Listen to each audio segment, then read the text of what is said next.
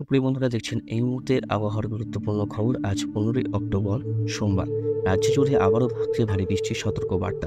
তো সুপ্রিয় বন্ধুরা, কোন কোন রাজ্যে ভারী বৃষ্টির সতর্কবার্তা থাকছে, আমাদের দক্ষিণবঙ্গের কোন কোন জেলায় ভারী বৃষ্টি থাকবে, আমাদের উত্তরবঙ্গের কোন কোন জেলায় থাকবে, বাংলাদেশের কোথায় কোথায় ভারী বৃষ্টি লক্ষ্য করা যাবে এবং তার পাশাপাশি ত্রিপুরা, আসাম, গুয়াহাটির কোন কোন অঞ্চলে ভারী বৃষ্টির সতর্কবার্তা রয়েছে, সব কিছুই থাকছে প্রতিবেদনে। অবশ্যই চ্যানেলটিকে সাবস্ক্রাইব করে ভিডিওটাকে সম্পূর্ণ দেখার চেষ্টা করবেন। তো আবারও বলে রাখি, দক্ষিণবঙ্গে আবারও বজ্রপাত সহ বৃষ্টির সতর্কবার্তা দিয়েছে আলিপুর আবহাওয়া দপ্তর। দক্ষিণবঙ্গ এবং বাংলাদেশের দক্ষিণ এই সমস্ত অঞ্চলে কিন্তু অতি ভারী বৃষ্টি আবারও আসছে। দুটো জোড়া নিম্নচাপ আসছে। তারপর 23 তারিখ থেকে আরেকটা শক্তিশালী কিন্তু ঘূর্ণবর্ত তৈরি হবে বঙ্গোপসাগরে। এর প্রভাবে কিন্তু বিপর্যস্ত হবে আমাদের কলকাতা এবং বাংলাদেশের বরিশাল, চট্টগ্রাম এবং খুলনা, কলাপাড়া এই অঞ্চলগুলোতে প্রবল বৃষ্টি লক্ষ্য করা যাবে। তো সুপ্রিয় বন্ধুরা, আমরা এই মুহূর্তে স্যাটেলাইট চিত্রটি অবশ্যই আপনাদের কাছে তুলে ধরবো। আর আপনারা অবশ্যই কিন্তু আপনাদের জেলার আবহাওয়ার পরিস্থিতি আমাদের ভিডিওর কমেন্ট বক্সে লিখে জানাবেন। তো সুপ্রিয় বন্ধুরা, আমরা দেখছি মোটামুটি নিম্নচাপ রয়েছে বিশাখাপত্তনম, বিজয়বাড়া, নেলাউডের কাছে, চেন্নাই, বেঙ্গালুরু এইসব অঞ্চলে কিন্তু প্রবল আমরা বৃষ্টিপাত দেখতে পাচ্ছি। এই অঞ্চলটাতে, মাদুরাই এই অঞ্চলটাতে বৃষ্টিপাত আমরা দেখতে পাচ্ছি। এদিকে ঢাকা, রংপুর, পূর্ণিয়া, মালদা, পুরুলিয়া, ভাগলপুর, ধানবাদ, মেহেরপুর, কলকাতা সমস্ত অঞ্চলে কিন্তু এখন মোটামুটি পরিষ্কার আকাশ রয়েছে। তাছাড়া খুলনা, বরিশাল, কুমিল্লাতে পরিষ্কার আকাশ, সিলেট, শিলচর, রাজশাহীর দিকে রয়েছে মেঘলা আকাশ। আর এদিকে মোটামুটি নিম্নচাপটা আমাদের একদম সাউথে, মানে ভারতবর্ষের মানে একদম চেন্নাই, শ্রীলঙ্কা, মুম্বাইয়ের কাছাকাছি অবস্থান করছে। আমি আবারও বলে রাখি, এই যে নিম্নচাপের যে খানিকটা মেঘ আমাদের দক্ষিণবঙ্গেও প্রবেশ করবে, সেখান থেকে কিন্তু বজ্রবিদ্যুৎ সহ বৃষ্টির সতর্কবার্তা থাকছে। আর 23 তারিখ থেকে আরেকটা শক্তিশালী নিম্নচাপ আসবে, সেটা কিন্তু অনেকটা বাংলাদেশের দিকেই গা ঘেঁষানো রয়েছে। এর প্রভাবে কিন্তু এখনও বলা যাচ্ছে না সেটা পুরোপুরি বাংলাদেশের দিকেই যাচ্ছে না কলকাতার দিকে আসছে। তো মোটামুটি যেটা আমরা ইন্ডিয়াতে দেখতে পাচ্ছি, দেখুন ক্লাউড যে আছে, সেই ক্লাউডগুলো মাঝখান দিয়ে বরাবর, মানে নদিয়া ডিস্ট্রিক্টের মাঝখান বরাবর হয়ে সিলেট হয়ে সে শিলচরে প্রবেশ করছে, ত্রিপুরাতে। আর এদিকে মোটামুটি বঙ্গোপসাগরের একদম ঠিক নিচের দিকে নিম্নচাপ প্রবেশ করছে।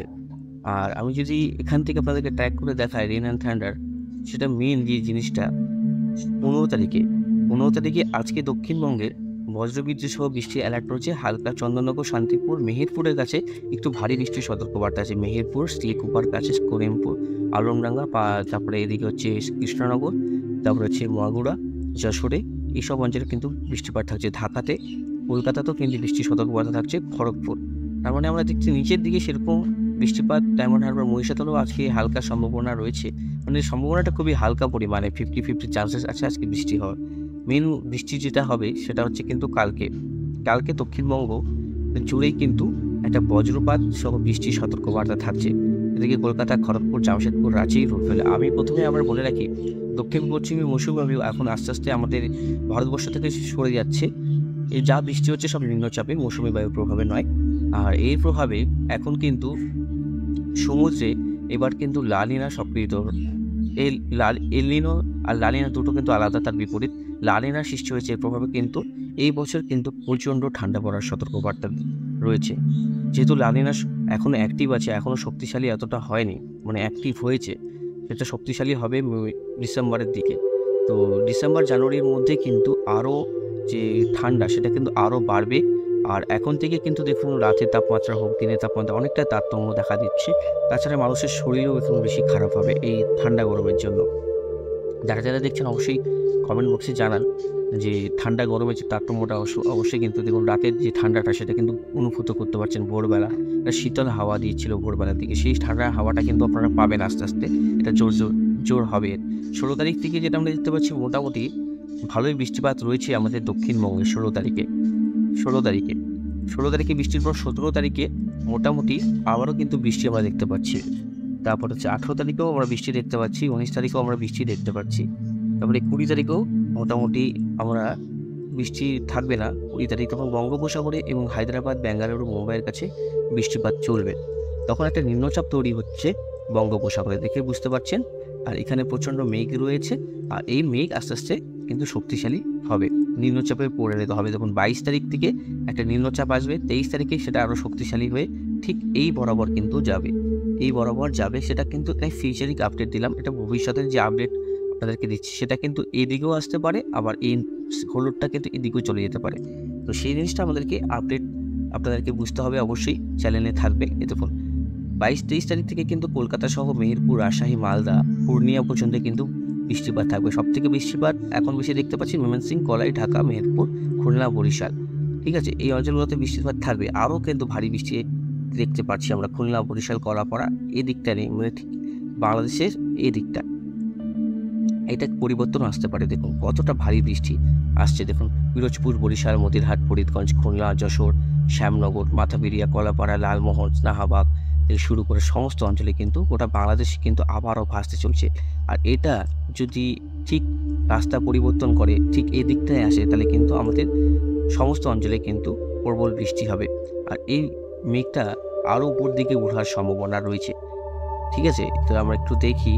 মোটামুটি এই বাঁক নিয়ে নিচ্ছে, ঠিক এই দিকে যাচ্ছে কি এই দিকে যাচ্ছে সেটা আমরা বুঝতে পারছি না, সেটা আমরা উইন্ডকাস্টেই বুঝতে পারবো।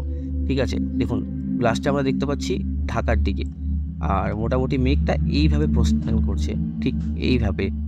তাহলে আমরা যদি দেখি, আমি রেন অ্যান্ড থান্ডার, আমি উইন্ডকাস্টে যাই আপনাদেরকে দেখাচ্ছি।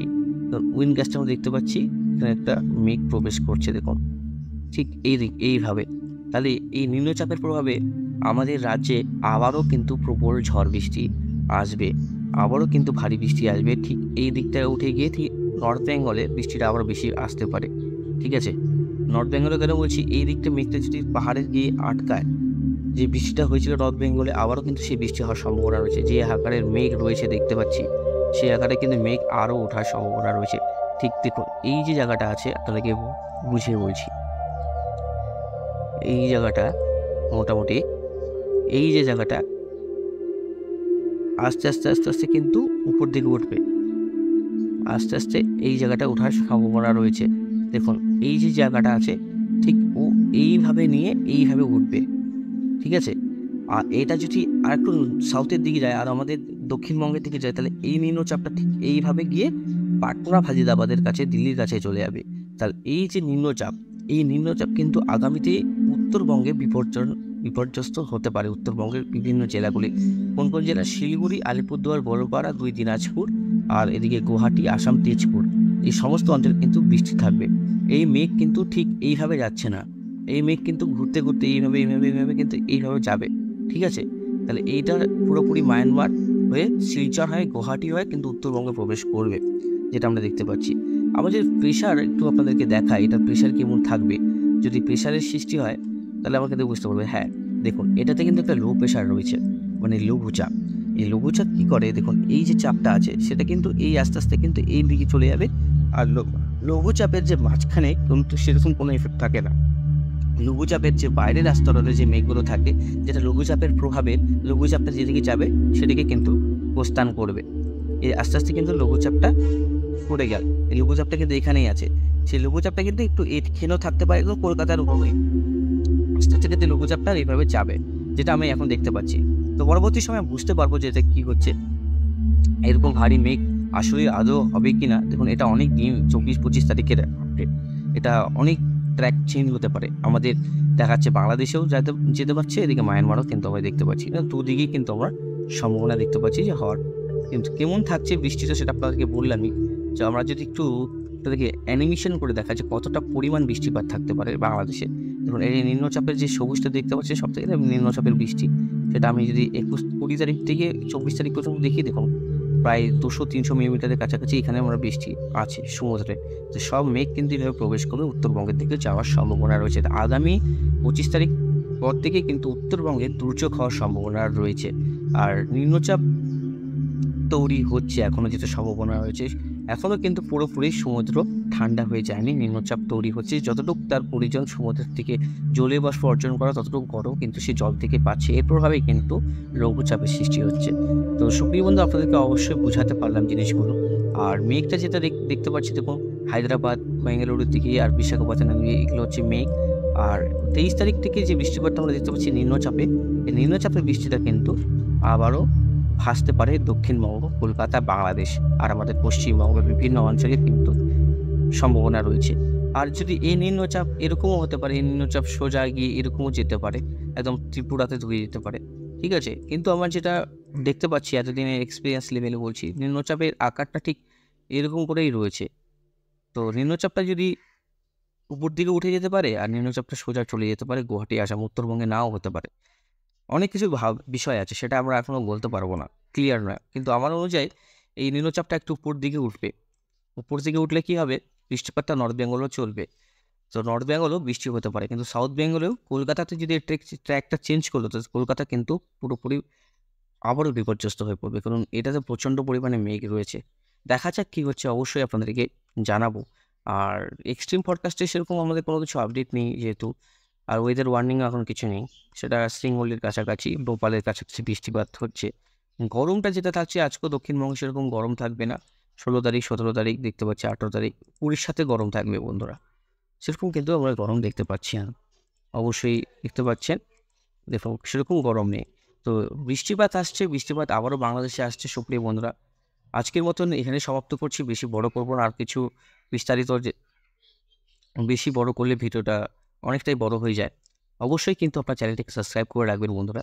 প্রতিদিন কিন্তু চ্যানেলের আপডেটগুলো দেখবেন, এখানে সবসময় সঠিক আপডেটই আপনারা পাবেন। তো আজকের মতো এখানে সমাপ্ত করছি। সবাইকে ধন্যবাদ, সবাই ভালো থাকবেন, সবাই সুস্থ থাকবেন।